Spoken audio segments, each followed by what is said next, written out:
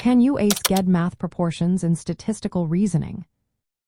Have you ever wondered if you can really master proportions in the General Educational Development Mathematical Reasoning test?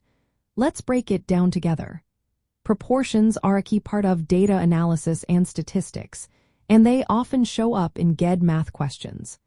Understanding them can make a big difference in your test performance. So, what exactly is a proportion? It's a comparison between two quantities. It shows how many times one value fits into another. You can express it as a fraction, a ratio, or a percentage. For instance, if you have 7 women with blonde hair out of a total of 21 women, the proportion of blonde-haired women is 7 divided by 21.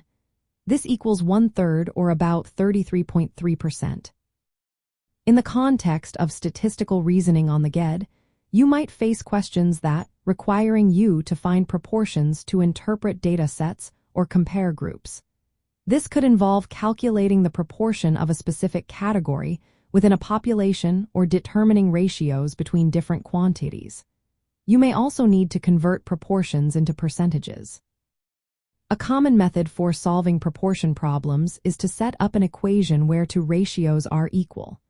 You can then use cross-multiplication to find the unknown value.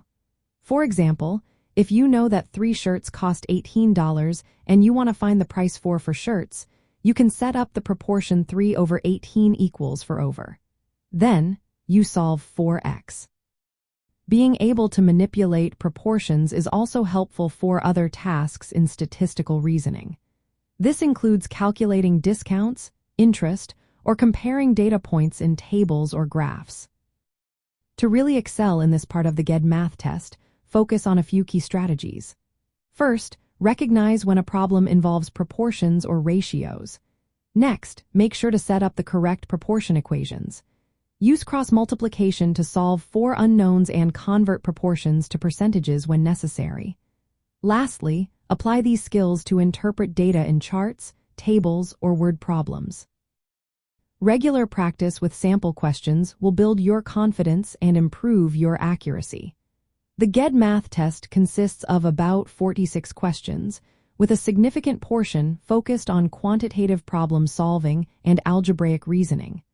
Mastering proportions is an important step toward passing the test.